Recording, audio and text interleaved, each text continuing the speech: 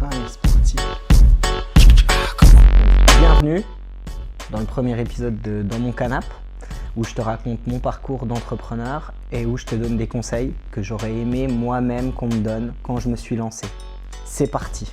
Le premier conseil que je peux te donner, déjà, c'est de croire en toi et de pas croire tout le monde. Aujourd'hui, on est beaucoup dans une société de titres. Quand tu es entrepreneur, la plupart voudront te prendre ton argent. C'est-à-dire te facturer des prestations en plus, te vendre tout et n'importe quoi, des choses dont tu n'as même pas besoin et ça va plomber ta trésorerie. Le plus important, c'est que tu puisses te lancer. Pour te lancer, tu n'as jamais besoin de grand-chose en vrai, simplement de détermination et d'un plan d'action. Quand tu es entrepreneur et que tu te lances, tu es une entreprise, tu as une entreprise, donc les gens seront tentés de venir se servir dans ton compte. Qu'on soit clair, qu'on se le dise, que ce soit des commerciaux d'entreprise, que ce soit ton comptable, que ce soit ton avocat, on va te vendre toute une panoplie de services dont tu n'as même pas besoin. Au début, une règle qui est assez simple, c'est que les personnes qui me donnent des conseils, s'ils ne sont pas là où moi je veux être, je ne vais pas les écouter. Ça ne sert à rien de les écouter. Ce que je peux te conseiller de faire, c'est de parler avec des spécialistes du domaine. Tu vois, par exemple, moi j'ai un business de conciergerie et d'Airbnb. Si demain j'ai un problème au niveau des ménages, je ne vais pas aller écouter mon comptable. Je vais parler avec une gouvernante d'hôtel qui gère des équipes au quotidien, qui a des années sur le terrain et qui, elle, va me dire comment je peux m'améliorer. Tu comprends? Il faut vraiment prendre les infos des bonnes personnes. Par exemple, si ça parle d'immobilier, je vais parler avec un marchand de biens qui a des années d'expérience. Si demain je parle d'investissement, je vais en discuter avec ma banquière qui est spécialisée là-dedans. Mais je ne vais pas aller écouter l'avis d'un pote qui lui a fait un investissement il y a 10 ans et qui croit qu'il maîtrise le sujet de A à Z. Tu comprends? Ce qui est important, c'est vraiment de sélectionner les personnes auprès de qui tu prends des conseils pour éviter justement d'être conseillé n'importe comment. Deuxième chose que j'aurais aimé qu'on me dise, c'est de ne pas attendre que tout soit parfait. Vous ne pouvez pas aujourd'hui un super local, une super déco, des super meubles, ça ne sert à rien. Le vrai conseil là-dessus, c'est de ne pas dépenser 2 € quand vous n'en avez pas gagné un. La trésorerie aujourd'hui, c'est la vanité, qu'on se le dise. L'objectif, c'est pas de tout dépenser pour paraître professionnel.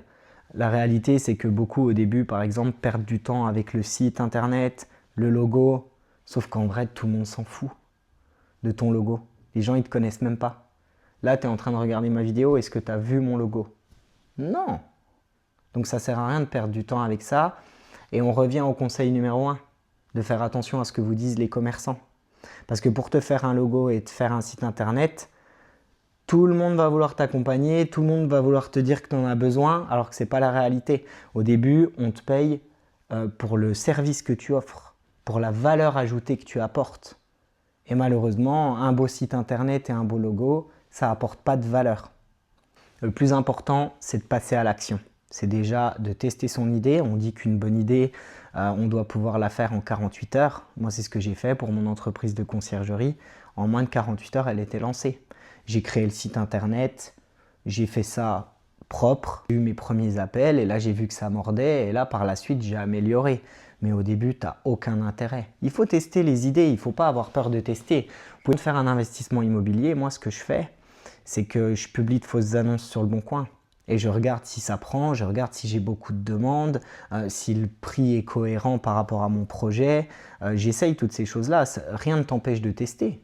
Aujourd'hui, tu peux tester plein de choses avec Internet. Tu peux publier une annonce, voir si tu as des demandes, voir si ça suscite de l'intérêt. Et en fonction, tu avises. Mais là, tu peux derrière te dire, là, ça mord, je vais y aller ou alors je vais réinvestir. Le troisième conseil que j'aurais aimé qu'on me donne quand je me suis lancé, c'est que tu n'as pas besoin d'argent pour pouvoir te lancer dans un business. Au contraire, le confort pour moi tue la productivité. Moins tu as de choses, moins tu as de distractions, plus tu vas être productif, plus tu vas avoir la hargne de t'en sortir.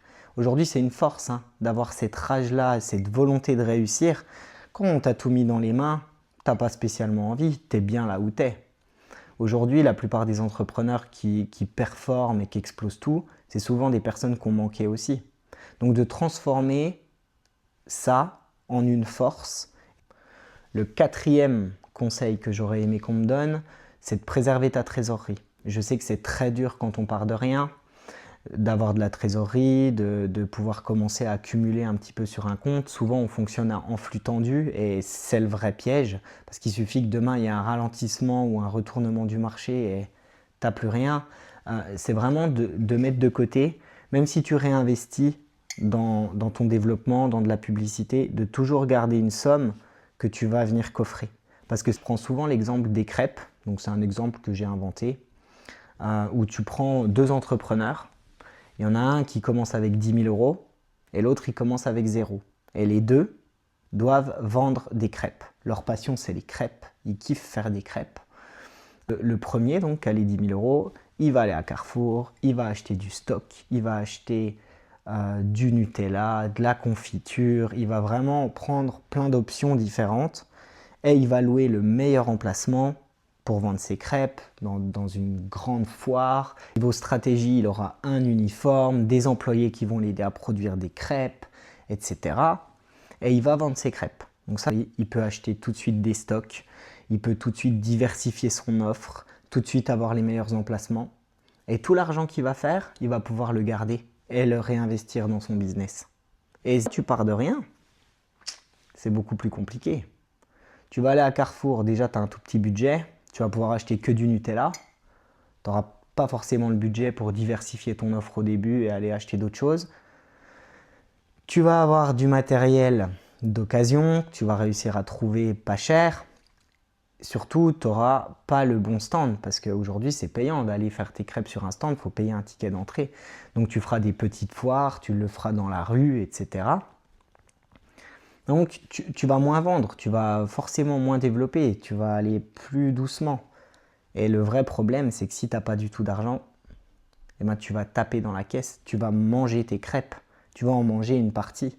Donc, tu auras moins d'argent à réinvestir que ton concurrent, tu vas te développer moins vite et tu auras toujours ce frein-là. C'est hyper important aujourd'hui de faire attention à la trésorerie, de toujours avoir cette vision long terme. Donc c'est pas impossible, bien sûr, hein, et ça se trouve, vous avez, voilà, le mec qui n'a pas de sous, il aura des meilleures crêpes, il a un vrai talent pour ça, et il va se battre, et il va s'accrocher. Mais les cartes ne sont pas distribuées de la même façon dès le départ, et ça c'est une réalité. Et c'est un exemple que je prends pour illustrer l'importance d'avoir de la trésorerie quand on démarre. Même pas beaucoup, mais d'en avoir un petit peu pour pouvoir, les premiers mois, le temps que le business se développe, avoir un petit peu de trésor. Le cinquième point, c'est d'aimer ce que vous faites. Si vous aimez ce que vous faites, vous pouvez aller beaucoup plus loin. Vous avez une capacité de claque dans la gueule qui est supérieure à tous les autres. Parce que vous aimez ce que vous faites. Donc vous pouvez travailler plus longtemps, vous êtes motivé, vous allez cogiter toute la journée à votre développement et vous avez cette faculté à être résilient. Une personne aujourd'hui qui aime ce qu'elle fait, elle est beaucoup plus productive qu'une personne qui n'aime pas ce qu'elle fait, qui subit. Il faut aimer ce que vous faites, il faut vraiment être passionné par votre business et vouloir le développer à fond. Parce que ça va être dur, vous allez, voilà, on va en parler dans une autre vidéo de tout ce que moi j'ai vécu dans l'entrepreneuriat, d'à quel point ça m'a fait grandir en tant qu'homme. Ça m'a fait kiffer aussi, hein, parce qu'il y a plein de bons côtés à l'entrepreneuriat. Mais comme dit, on voit tellement tout et n'importe quoi sur Internet, la facilité.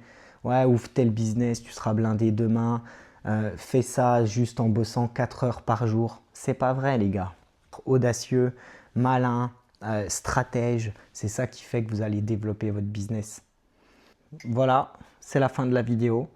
J'espère que tu as aimé ce premier petit épisode de Dans mon canapé d'entrepreneur.